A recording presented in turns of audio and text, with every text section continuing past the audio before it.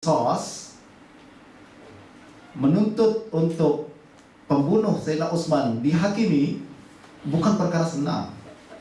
Sayyidina Ali bin Abi Thalib dalam keadaan seperti itu sukar untuk melaksanakan tuntutan ini, sebab beliau baru dipilih, masyarakat pun tengah dalam chaos.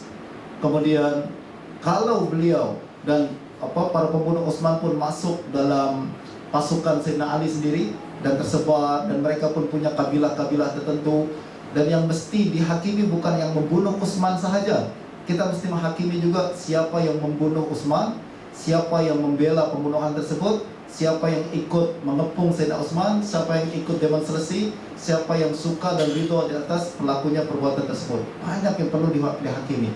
Kalau kita hakimi orang tersebut dan kita adili dia dan kita hukum dia, kira-kira kabilahnya macam mana, asabiyah mereka macam mana.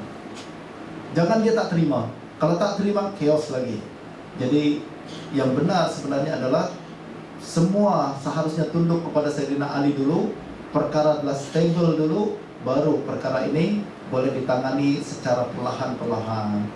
Dan secara politik ini tak senang, teman-teman. Kita nak segala sesuatu cepat saja kan. Nak cepat nih, nak cepat tuh, nak cepat nih. Saya beri masa awak 100 hari untuk benahi perkara ni. Hebatnya 100 hari. Perkara yang sangat banyak mesti ditangani dalam beberapa hari tertentu, sukar untuk dilaksanakan. Justru itu seharusnya adalah mereka bersatu kalimat dulu, kemudian stable dulu, lalu kemudian boleh dilaksanakan tuntutan dengan baik. Akan tapi Allah telah menetapkan perkara yang telah ditetapkan, yaitu umat terus berlaku beberapa peperangan-peperangan yang lahir akibat kesalahpahaman yang berlaku di antara para sahabat Nabi, dan kesannya akan berlaku kepada lahirnya firqah-firqah dan aliran-aliran akidah yang nanti akan kita tengok dalam masa akan datang. وكانت قضية حرب الجمل تدبيرا واضحا وفي تاريخ الطبري تفاصيل تبين ذلك فالسيدة عائشة رضي الله عنها ما خرجت محاربة وإنما خرجت ومعها خيار من الصحابة منهم طلحة والزبير رضوان الله عليهما بقصد الإصلاح بين الناس وكان هذا القول هو الذي أبرحه الجميع وسار معها الناس لكي يكون هناك استناد إلى حرمة أم المؤمنين فيجعل هذا الاستناد الجميع يخضعون للإصلاح الذي يراد منهم ولما وصلوا والتقوا بسيدنا علي كرم الله وجهه تفاهموا على الإصلاح فبات قتلة عثمان بشر ليلة وقالوا إن اصطلح هؤلاء فعلى دمائنا واتفقوا أن ينشبوا القتال وهكذا دخل هؤلاء جهة معسكر سيدنا علي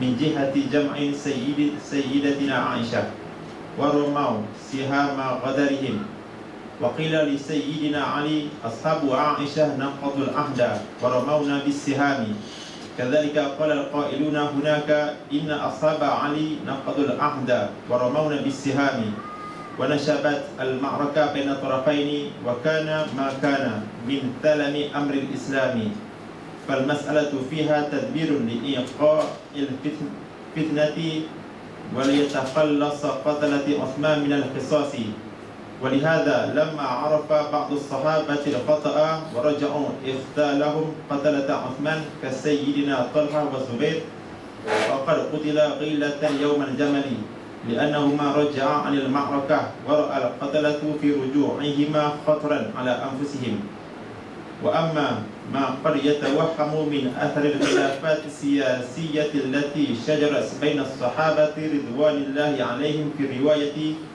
فإن التحقيق يثبت أنها لم تتجاوز موضوعها فيما بينهم لأنها في الواقع ذات ملابسات خفية دقيقة أدت إلى اختلاف اجتهادي كما بينا وكما أثبته في بحوث مطولة المحققون ولم تتعدى المسألة بينهم نطاقها ولم تؤثر في الرواية في شيء قط فهذه الأحاديث المروية عن مخالف علي رضي الله عنه لا يوجد فيها شيء خالفوا فيه غيره من الصحابة في أي موضوع بل ليس فيها ما يقوي موقفهم في خلافهم مع الإمام علي رضي الله عنه بطريق مباشر أو غير مباشر. ونذكر في هذا وثيقة على غاية الأهمية قد أعدها من لا يمكن أن يتهم بالتحيز، وهو عالم من كبار العلماء الشيعة الزيدية سلك سبيل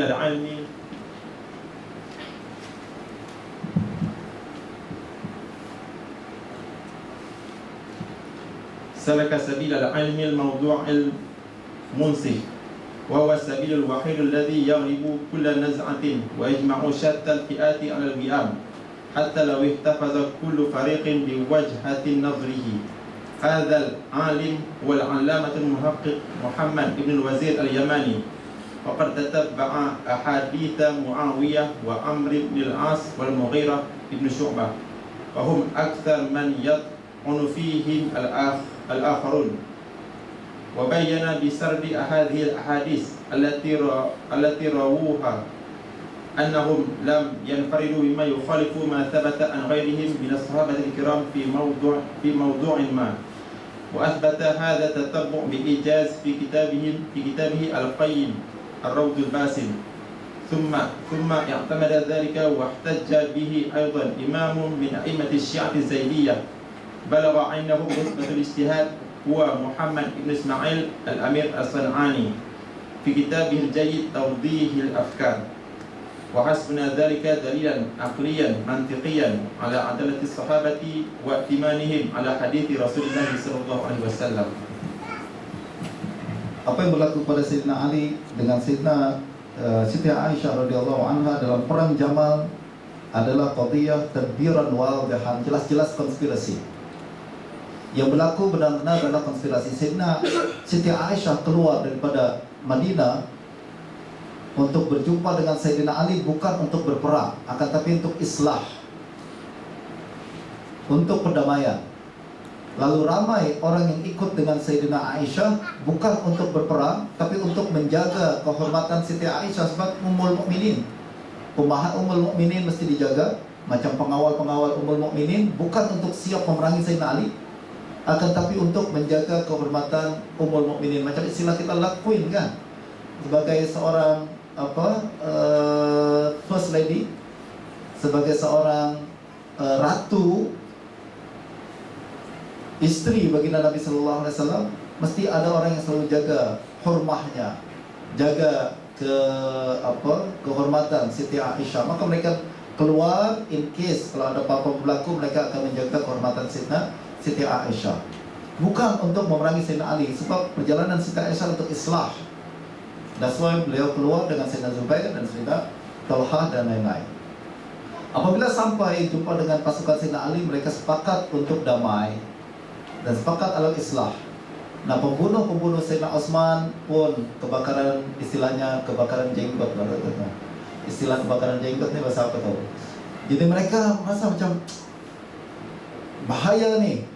Kalau mereka sepakat untuk damai, maknanya mereka sepakat untuk menangkap kita lalu mengkisos kita, dan ini tak baik, kita akan dibunuh. Justru mereka sepakat untuk buat konspirasi, melahirkan perbezaan pandangan lagi dan melahirkan peperangan. Suruhlah sebagian orang masuk ke kumpulan Siti Aisyah, lalu melepaskan anak panah ke kumpulan Sayyidina Ali. Lalu sebagian orang masuk ke kumpulan Sayyidina Ali, lepaskan panah juga ke kumpulan Siti Aisyah. Lalu mereka berkata, tengok, Sayyidina Ali telah melanggar perjanjian, tengok, Siti Aisyah telah melanggar perjanjian. Akhirnya jadi perang di antara mereka. Perang Jamal bukan diniatkan untuk berlaku, akan tapi telah direka dan dibuat untuk berlaku untuk menyelamatkan diri para pembunuh Sayyidina Utsman tersebut. Itulah sebagian, maknanya adalah fitnah yang berlaku di antara para sahabat Nabi bukan karena mereka, karena sifat mereka sendiri, sebagaimana yang coba disebar luaskan oleh kalangan Syiah. Mereka mengatakan bahwa para sahabat Nabi ini mereka cinta dunia, mereka nak mendapatkan jawatan, mereka nak menarik ramai pengikut, mereka nak menjadi pemimpin, akhirnya mereka berperang satu sama lain. Tak, sama sekali tidak berlaku seperti itu. Mereka tidak pernah ada keinginan untuk seperti itu, dan peperangan yang berlaku adalah karena konspirasi dan dibuat-buat. Dan kalaupun berlaku, itu adalah perbezaan ijtihad antara para sahabat dengan para sahabat yang lain. Dan perkara ini juga menunjukkan bahwa para sahabat Nabi udul, sekalipun mereka berperang satu sama lain, tak ada satu hadis pun yang mereka palsukan untuk membela pandangan mereka sendiri. Tak ada satu hadis pun yang mereka palsukan untuk mencela kalangan orang lain.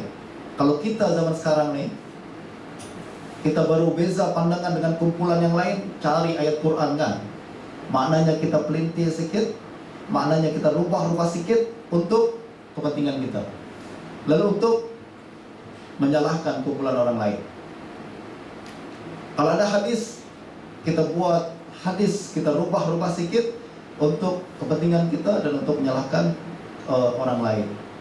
Dan itu tidak pernah berlaku di kalangan para sahabat Nabi, menunjukkan kejujuran mereka, adalah mereka. Dan perkara ini telah dilakukan kajian oleh bukan Ahlussunnah wal Jamaah sendiri, akan tapi dilakukan oleh seorang pengkaji yang neutral, tahayyuz, yaitu dari kalangan Syiah Zaidiyah, yaitu bernama Muhammad Ibn Wazir Al-Yamani. Faqad tatabba'a ahadits Muawiyah wa Amr bin Al-As wa Mughirah bin Syu'bah.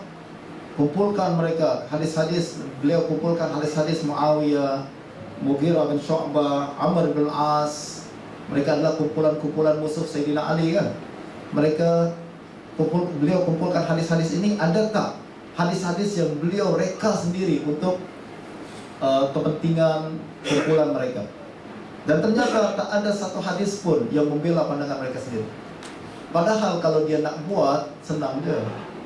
Nabi SAW pernah bercakap bahwa berperanglah bersama Muawiyah, sebab Muawiyah berada dalam kebenaran. Boleh tak dia buat macam itu? Boleh. Siapa nak mengatakan dia dusta? Tak, aku sahabat Nabi lah. Aku jumpa dengan Nabi direct.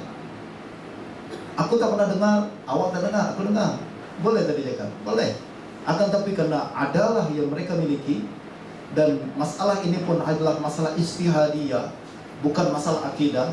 Perbezaan pandangan politik saja, bukanlah bagian daripada agama, bukan maksudnya bagian daripada akidah dan syariah Islamiyah yang memerlukan pembelaan daripada hadis-hadis dan ayat Al-Quran.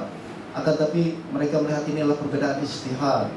Saya tak perlu untuk mendustakan, dan memang mereka tahu haramnya berdusta atas nama Nabi SAW. Akibatnya tak ada satu hadis pun yang mereka palsukan untuk kepentingan diri mereka sendiri. Nah, ini menunjukkan seluruh sahabat Nabi udul. Apa yang berlaku di antara mereka adalah perbedaan ijtihad sahaja. Wallahu a'lam.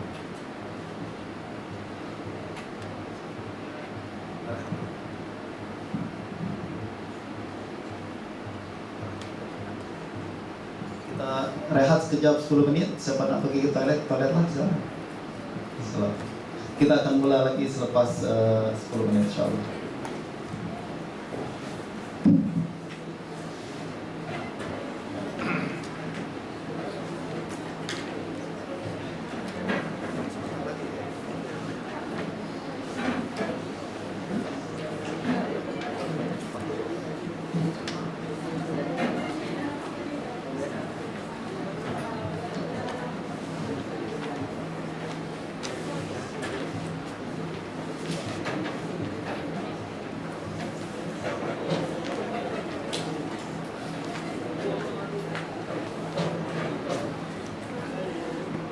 Kira apa?